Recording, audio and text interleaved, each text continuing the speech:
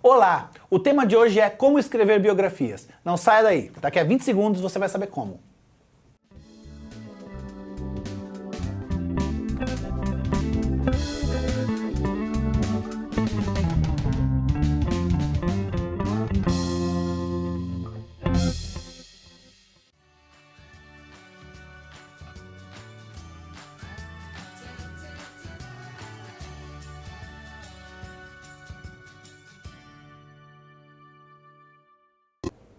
Olá! Seja bem-vindo ao Em Contexto, um programa que traz semanalmente entrevistas sobre cultura e entretenimento de literatura, quadrinhos, cinema, TV e cultura pop. E antes de apresentar o meu convidado, eu gostaria de pedir a você que comente esse vídeo, assine esse canal para que você possa... curta esse vídeo, na verdade, né? E assine esse canal para que você possa receber notificações de novas entrevistas. Eu estou contando com você.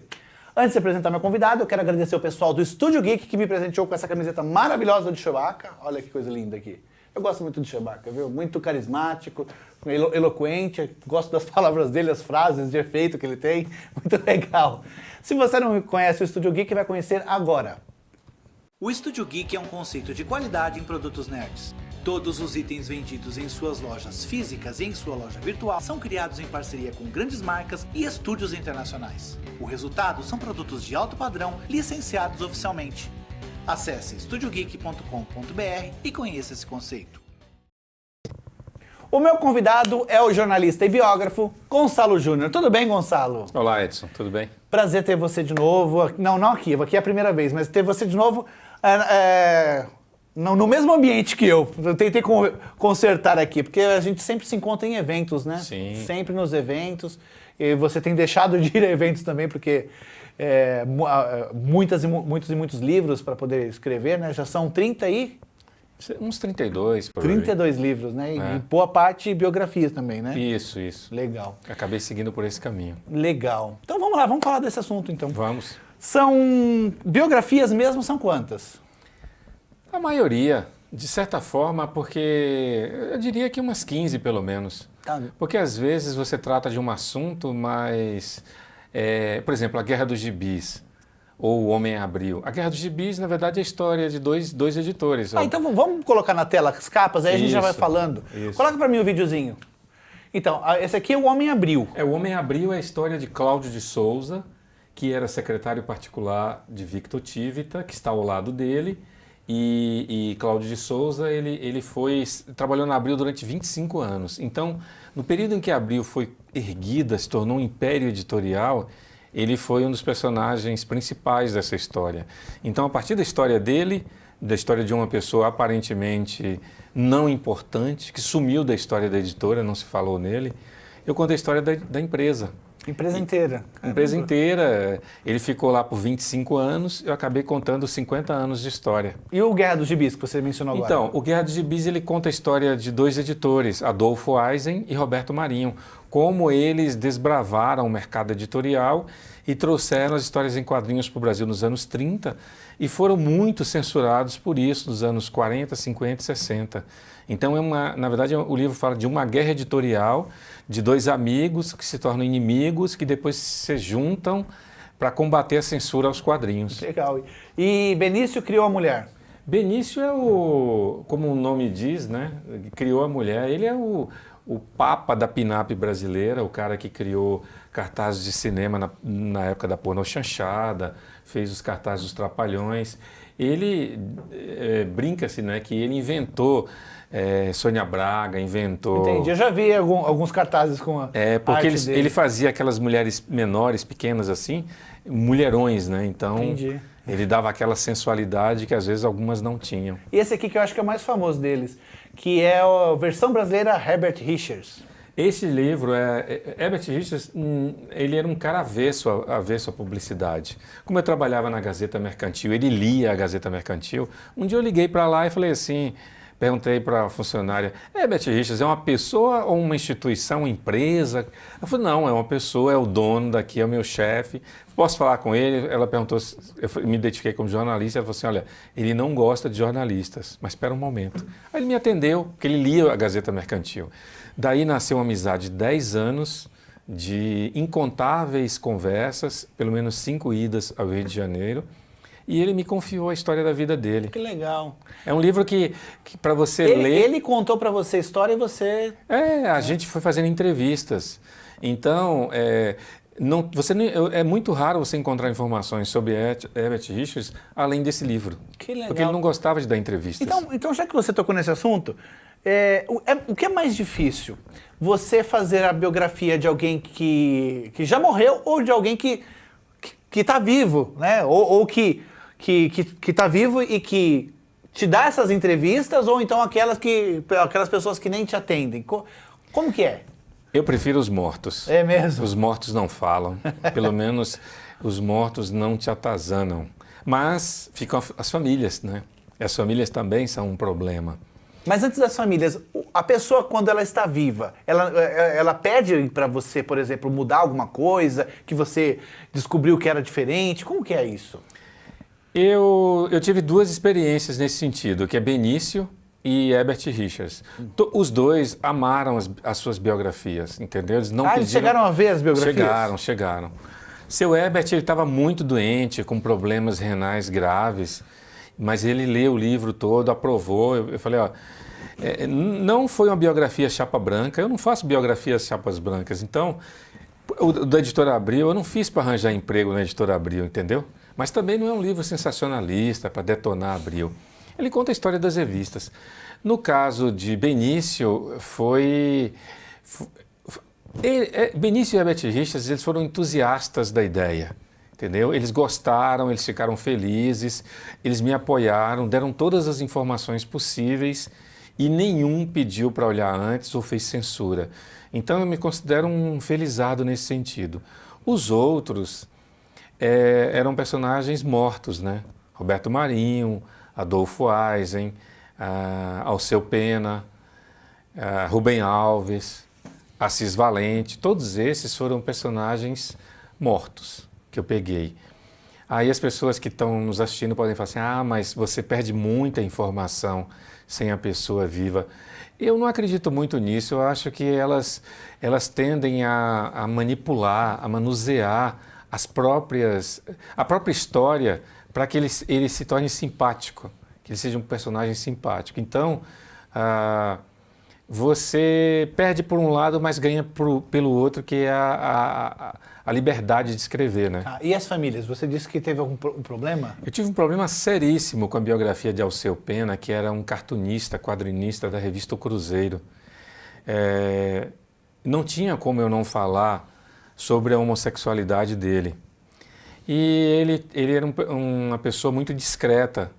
Então, numa única passagem do livro, eu cito uma frase de um jornalista que era a escória do jornalismo, Davi Nasser, que gostava de insultá-lo. Eu precisava explicar por que Davi Nasser destruiu a amizade entre Alceu Pena e Carmen Miranda.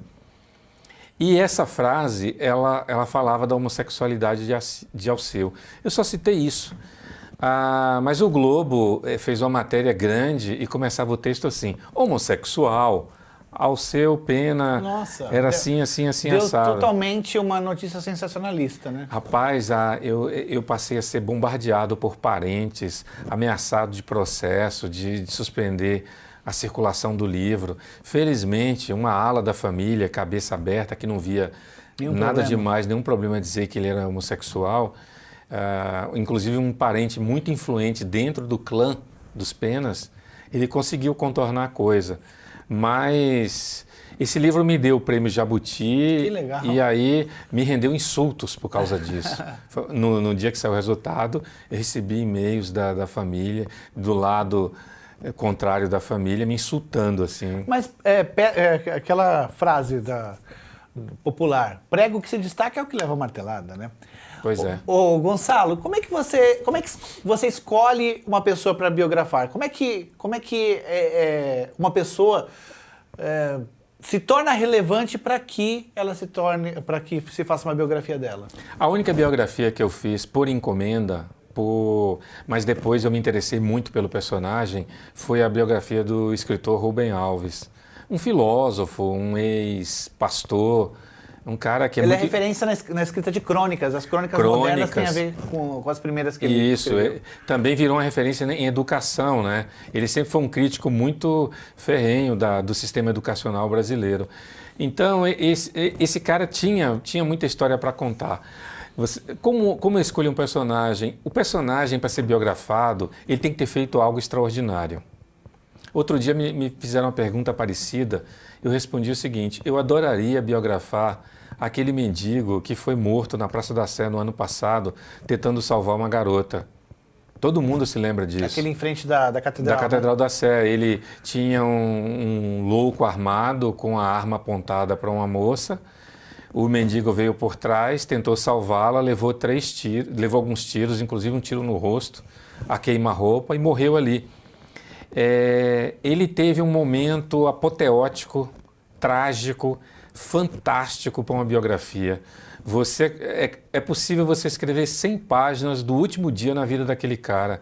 Eu adoraria fazer isso, entendeu? Se tivesse uma estrutura, condições de ir na Praça da Sé, conversar com as pessoas que conviveram com ele, ir atrás da família. Então, este personagem teve um fato extraordinário. Quando o personagem não tem um fato extraordinário, e tem alguns fatos mais ou menos extraordinários, você ainda consegue escrever. Mas, se não tem, o desafio é maior. Mas é possível você fazer. Você pode humanizar, descobrir que aquele personagem é humano, aquele personagem teve uma vida interessante. Tem que ter uma vida interessante. Entendi. E pode ser contraditório, Edson, mas todo mundo tem uma vida interessante. Isso é verdade, mas tem que ser interessante também para as outras pessoas. Então, eu acho que a biografia ela serve mais para que alcance mais pessoas interessadas na vida daquela pessoa. O mercado pede, né? Eu vou dar um exemplo para você. O sambista Assis Valente. Assis Valente, ele fez uma música que era o hino do carnaval, o hino do Natal brasileiro, que é aquela que diz assim: eu pensei que todo mundo fosse filho de Papai Noel. Fez aquele outro samba, chegou a hora dessa gente bronzeada, mostrar seu valor, e 2 dezenas de sucessos de Carmen Miranda. Só por isso ele seria um personagem muito interessante. Só que Assis, ele era viciado em cocaína e ele se jogou do alto do Corcovado a 806 metros de altura e ficou preso numa árvore. Parece coisa de desenho animado. Mas essa história é contada de várias formas, de um jeito muito incrível, assim, tipo, por exemplo, você vai ver ele se jogar do Corcovado pela versão de 8 jornais. Entendeu? Um jornal disse que o nome do motorista de táxi era tal, o outro disse que era Beltrano, o outro disse que era Cicrano, o outro disse que ele pulou às 3h30, o outro disse que ele pulou às 4, às 2. Então, em quem acreditar? O que é mais entendeu? Difícil, né? Era isso que eu ia perguntar para você. Quando depoimentos são contraditórios. Inclusive, depoimentos assim, que dizem, por exemplo, fulano, não, ele era uma pessoa assim, muito mão aberta, né, com as coisas, com as pessoas, com os trabalhos. Não. Aí outra pessoa fala, não, ele era uma pessoa muito fechada com isso, não gastava dinheiro, queria economizar com tudo. E por causa disso, todo o material era, sei lá, era meio vagabundo. E você aí fica nessa, você fala, são 2 opiniões completamente diferentes. Quando é dessa forma, como é que você age? Você tem 2 caminhos. Ou você coloca todas as versões, ou você escolhe uma. O biógrafo, ele tende a ser... ele tende a confiar, ele tende a jogar. É uma aposta. Eu adoro biografias, leio muitas biografias, inclusive para fazer uma crítica do meu próprio trabalho. E às vezes você esbarra muito com situações que você afirma para você mesmo: isso aqui foi inventado. Não tem como você entrar na imaginação, no sonho de uma pessoa que viveu na década de 20, na década de 10. Você não tem elementos para fazer aquilo. Ou você vai por aproximação e faz um pouco de ficção ali, mistura a coisa, ou você não arrisca. Tá, então, já que você falou, e aquelas biografias em minisséries, por exemplo, vou dar um exemplo clássico da Globo, do JK. Sim. O JK, as pessoas que conhecem um pouco da história dele sabem que ele teve várias amantes. Teve várias. Mas nessa minissérie colocaram todas as amantes em uma mulher só. Então foi um extraconjugal por conta para poderem contar a história de uma forma mais poética, uma história melhor ali.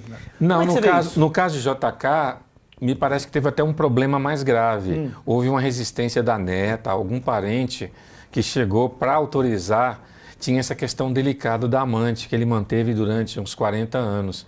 Eu vou te dar um exemplo. Agora, no fim do ano, de 2016, eu devo lançar a biografia do Bandido da Luz Vermelha. Exclusividade, hein, aqui para o meu programa, exclusividade. É a primeira vez que eu falo nisso. Então, o que eu fiz? Eu fotografei as escondidas praticamente, assim, com uma certa pressa e cuidado, 22 mil páginas de 88 processos que correram na justiça contra ele entre 1967 e 1974. Foram 22 mil páginas lidas, destrinchadas, para contar a história de um louco, assassino, psicopata. É aquele da Lanterna Vermelha, né? Que não tem nada, tem muito pouco a ver com o filme. Esse filme cultuado, que é um filme esteticamente inovador no cinema brasileiro, feito por um garoto de 23 anos, que foi Rogério Sganzella, mas é um filme que foi feito em cima de manchetes sensacionalistas ou notícias populares. Quando você vai olhar os processos que correram em segredo de justiça, a história é assombrosa. Ele estuprou mais de 100 milionárias em São Paulo. E tem um episódio incrível. Ele deu um tiro no coração de uma milionária lá no Ipiranga. E a bala passou a 1 centímetro do coração dela, arrebentou os pulmões e saiu pelas costas. Essa moça sangrou, ficou caída no chão, a temperatura quase perto de zero, fazia muito frio naquela noite. E ela sobreviveu. E o que acontece? Aí você olhando os autos, você tem 2 versões desse episódio. Você tem a versão do Bandido da Luz Vermelha, que ele deu ao juiz. Você tem a versão da polícia, tá? E você tem a versão dos jornais. São 3 versões. E se você tivesse a oportunidade, teria a versão da vítima. Então, veja só, são 3 versões de uma pessoa que nunca quis dar entrevista, que guardou esse segredo por 49 anos. Eu passei 3 anos tentando entrevistar essa mulher, pedindo, implorando, mandando e-mails. Mas o biógrafo, ele geralmente é um iluminado.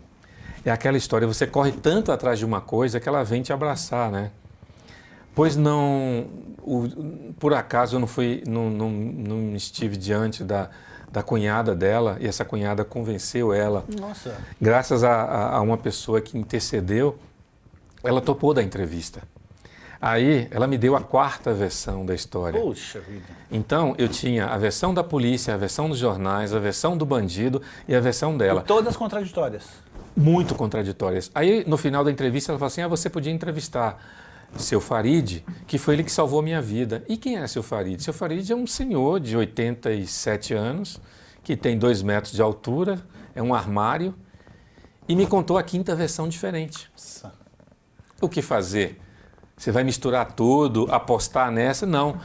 Quem lê o livro vai encontrar 5 versões propositadamente contraditórias. Nossa. Então você tem assim, você tem a versão da polícia, você tem a primeira versão da imprensa, depois você tem a versão da polícia e no depoimento o bandido dá a versão dele.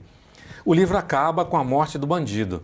Quando você vira a página, você se depara com 20 páginas contando em detalhes a versão da vítima, dessa senhora. Aí quando você termina a versão dela, que o livro parece que vai acabar, você vira a página e tem a versão do seu Farid, que é uma versão maravilhosa e complementar. É absurda a versão. Na versão dela, ela ficou agonizando, sangrando durante 1h30, à espera de socorro, e não veio. Na versão dele, tudo não passou de 10 minutos. Nossa. Ela implorou para alguém cobrir, porque ela estava morrendo de frio. Alguém foi lá e cobriu ela. Na versão dele, ele chegou, 10 minutos depois, ela já estava coberta e ele pegou ela e levou para o hospital. Só que foi para um, foi para outro. Então, o leitor, no fim da história, ele Ele vai chegar, ele vai ver que as 5 versões chegam muito perto da verdade. É um exercício até de, não só para um biógrafo, como também para o próprio leitor. Em que versão acreditar? Legal. Entendeu? E ele completa, o mais incrível, ele fecha a história dizendo assim, quando eu vi a foto dele, eu falei assim, nossa, ele passou a noite aqui, a tarde e a noite comigo, tomando Guaraná e olhando para os prédios da vizinhança. E ninguém tinha essa informação, entendeu? Putz. A gente vai continuar conversando, mas eu tenho um recado pro pessoal de casa. Se você escreve contos, crônicas ou poemas, você precisa participar das coletâneas literárias da Andros Editora. Acesse www.andros.com.br e envie seus textos. A Viena trabalha há mais de 15 anos, produzindo anualmente mais de 1 milhão de livros. Como editora, possui selo próprio no segmento de materiais didáticos para escolas de idiomas e profissionalizantes. Como gráfica, disponibiliza para o mercado os mais modernos recursos para a produção de livros em médias e baixas tiragens. Acesse portfolioviena.com.br e conheça essa solução gráfica. A gente tem muita coisa aqui para falar ainda, então ele vai falar rapidinho. Como é que coleta informações? O quê? Gravação, documento, como que é? Depende. Depende. Rubem Alves, por exemplo, morreu em 2011. Não, desculpa, 2014. Então tá tudo muito recente, toda a família está viva, você conhece todo mundo, tá? A Assis Valente morreu em 58. Eu só encontrei a filha, a afilhada e mais 4 pessoas vivas. Alceu Pena, eu encontrei, morreu em 1980, encontrei a irmã viva, um afilhado e alguns primos, e um irmão também. Então, tudo depende da época do personagem para você conseguir fazer isso. Agora, as dicas é o seguinte, além das pessoas, você vai atrás de jornais, revistas, arquivos públicos. Se tiver complicações com a polícia, é bom você dar uma olhada nos arquivos da polícia. E livros, né? Mas quando você fala que você é biógrafo, você chega nesses lugares, o acesso é difícil ou não? As pessoas, o policial, o pessoal da justiça, os jornalistas, bibliotecários, abrem as portas? Não abrem, não abrem. Às vezes você encontra uma pessoa simpática, que você fala que está escrevendo um livro, geralmente são as pessoas humildes, elas te respeitam e abrem os arquivos. Quando você vai encontrar uma pessoa, por exemplo, que já faz uma triagem e, por exemplo, só abre as portas para a academia, se você for um acadêmico. Então, tudo é muito relativo. Entendi. Muito. E você... Quanto tempo para uma biografia ficar pronta? Depende, porque eu trabalho em horário comercial para pagar as contas e escrevo à noite, nas madrugadas. Eu durmo 5 horas, 4, 5 horas por noite. Então, o meu metabolismo... Eu deito 3 e acordo 7, escrevo até 9, vou trabalhar. Todo dia você escreve? Todo dia, de segunda a domingo, nem que seja 2 horas. Sempre tem um tempinho ali, tem que ter disciplina. E você não... milhões de pessoas começam. Você tem que terminar. O segredo, a dica que eu dou para as pessoas que estão nos vendo é o seguinte: comece e termine com o que você tiver.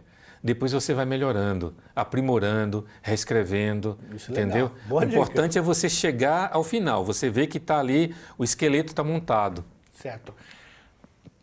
Eu ouvi em algum lugar há muito tempo, e eu não sei dizer onde, mas que biografia também é uma ficção. Por quê? Porque você não sabe o que está na cabeça do biografado, por exemplo.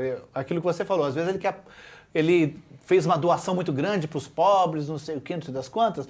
Aí você pode pensar assim, poxa, olha só que homem bondoso, né, que faz caridade. Na cabeça dele é tudo uma questão de marketing. Então, quer dizer, você não pode, numa biografia, dizer que aquilo é 100% verdade. Você acha que biografia também é ficção?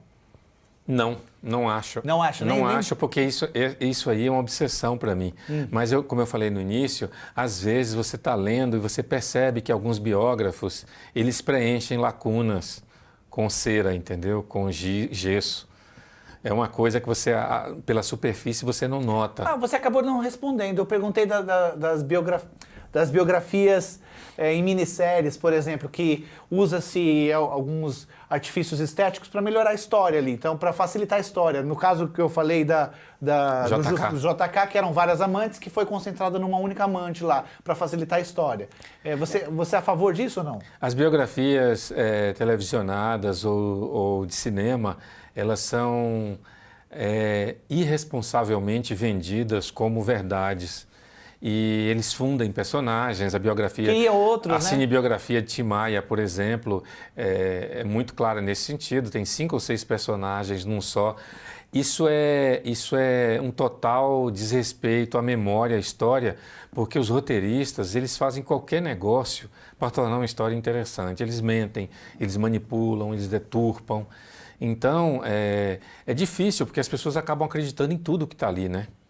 Então você não é a favor das cinebiografias? Por exemplo, Mauá, baseado na do Sérgio Rezende? Sérgio Rezende, não? Não, Guilherme Fontes. Não, Mauá, o Mauá Imperador e o Rei. de Caldeira, Jorge Caldeira. Jorge Caldeira, caramba, eu tô louco. Eu não vi esse filme. Não viu? Não vi. Eu achei o filme muito bom, mas eu não li a biografia. Eu comprei, mas ainda não li. Tem casos assim discutíveis, né? Carlota Joaquina, Os Quintos dos Infernos, eles fundem histórias de períodos diferentes numa só, porque eu acho que o comprometimento do roteirista é com a audiência, entendeu? Então você manipula, muda, faz as coisas como você quiser. E depois, Jorge Amado falava que ele nunca... E olha que Jorge Amado era ficção, hein? Ele falava que ele nunca assistia os filmes nem as novelas, porque não era aquilo. Entendeu? As próprias histórias inventadas por ele eram completamente modificadas. Qual que é o interesse das editoras por biografias? É o mesmo interesse de... As editoras, elas tendem a seguir um caminho do modismo, né? Da onda. Então, se você tem, por exemplo, um autor de terror ou de fantasia que está fazendo sucesso, elas tendem a ir atrás disso. Elas não apostam muito, elas apostam em celebridades, né? Eu tenho dificuldade imensa para conseguir editores para as minhas biografias, porque eu escolho personagens que geralmente estão à margem da história, né? Benício, quem se interessaria em publicar Benício, Alceu Pena? Foi difícil conseguir. Quais são as tiragens dos seus livros, então, de biografias? Eu sou um best-seller do fracasso, digamos assim. Eu diria para você que eu já publiquei mais de 30 livros e eu tenho de Rubem Alves que pode render alguma coisa no momento. Mas eu diria para você que eu não tiro R$1.000 por ano com essas biografias em direitos autorais. As tiragens são pequenas. Tem mil exemplares ou não chega? De 300 a 3.000. 300 a 3.000. Então, é que eu acho que você mesmo falou do Herbert Richards. Richards, não é Richards não, viu? É Richards. Foram 300 exemplares. Foram 300 exemplares, mas veja bem, é tão específico isso que eu acho que outros estudiosos vão utilizar o seu livro. Então, são poucos estudiosos que se interessariam pela vida dele assim dessa forma. Então, eu acho que é isso. O seu livro, ele tem muita qualidade, mas ele é de nicho. Então, Herbert Richards, ele ficou 5 anos na gaveta. E eu peguei uma editora completamente alternativa, que foi a Criativo, de um amigo, que ele topou publicar, porque ele já tinha publicado várias coisas minhas. Ele sabe do meu interesse por essas coisas menos comerciais. E ele pegou e apostou. Só que esse livro já teve 2 ou 3 reimpressões. As pessoas, elas sabem que cresceram ouvindo versão brasileira, Herbert Richards. Mas ele chegou uma época que a empresa dele tinha o quê? 80% ou 90% do mercado de dublagem no Brasil? É terrível. Ele morreu em 2009 e a família dele, a empresa tinha 50% ainda do mercado de dublagem. E ninguém consegue entender como 3 anos depois faliu a empresa. Nossa. Eu não tenho detalhes do que aconteceu. E o mais grave, né? Em 2013 pegou fogo em tudo. Puxa vida. O fogo destruiu tudo. Todo o acervo dele de filmes, de dublagens antigas. O que restou não são as matrizes, são cópias, gravações que estão nos canais de TV. Entendi. Você considera as suas biografias autorizadas ou não autorizadas? Não autorizadas. Embora, em alguns casos, a família deu concordância, assim, ajudou, contribuiu, mas... O Assis Valente, por exemplo, ele saiu da gaveta por causa dessa lei, né? Essa discussão das biografias autorizadas ou não, né? Ele ficou durante 3, 4 anos na gaveta. A editora ficou com medo de lançar o livro, porque ela falava muito do submundo das drogas no meio musical. Os grandes artistas que eram viciados, que alguns tentaram se matar, e aí a editora tinha medo que os familiares fossem atrás da editora, entendeu? De algum processo. Entendi. Bom, deixa eu ver se eu já fiz todas as perguntas, senão eu já vou encerrar aqui. Você não me falou quanto tempo leva para uma biografia ficar pronta. Você falou que você tem que, fora do horário comercial, todos os dias, 3 horas por dia. Geralmente, de quando você começa, quando você termina ali, quanto mais ou menos de tempo? É assim, eu passo muitos anos coletando material, então eu faço programação. Então eu tenho na cabeça 4 biografias para fazer. Então eu passo 10 anos juntando material para essas biografias em caixas, pastas. Para sentar, vou entrevistando as pessoas, eu sento e escrevo. Mas eu diria para você que é de 2 a 3 anos. A cada 3 anos sai uma biografia, mais ou menos, então?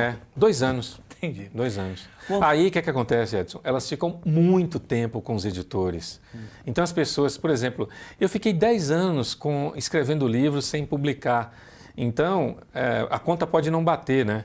Eu teria que ter, sei lá, 100 anos para ter publicado tantos livros, a cada 2, 3 anos.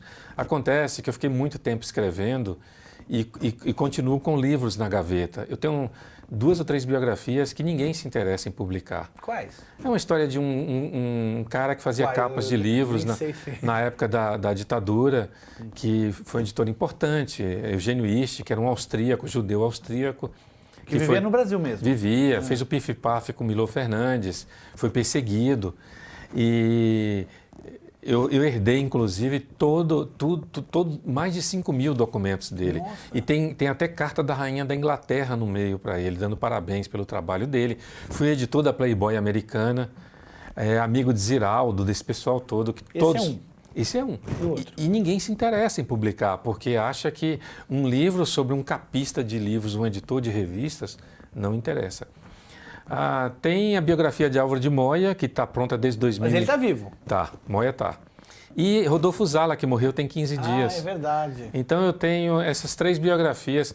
Zala está pronta desde 2003, Álvaro de Moya 2004 e Eugênio Ist 2010. Então elas estão na gaveta, finalizadas, assim, prontas para publicar, mas é difícil, aí você se desestimula, né? Por isso que eu estou me afastando de escrever livros sobre quadrinhos, porque você não encontra gente interessada em editar, entendeu? Entendi. Aí... Bom, eu vou fazer, a gente já está com o tempo estourado, eu queria que você respondesse muito rapidinho, então, porque me veio uma pergunta aqui.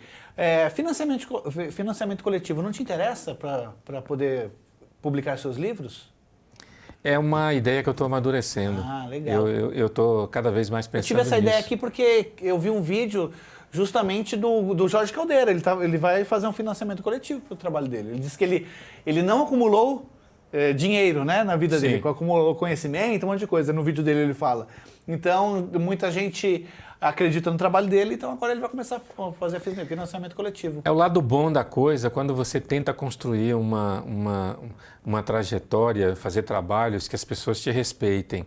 Então chega um momento que elas começam no caso de Caldeira, por exemplo, então ele conseguiu um nível de respeitabilidade como historiador, jornalista, que isso facilita muito para você correr atrás, né? Entendi. Muito obrigado, gostei bastante do bate-papo, foi muito elucidador e espero ver você aqui a próxima vez quando você tiver com o seu próximo livro. O Bandido eu trago aqui. Tá bom? Muito obrigado, viu?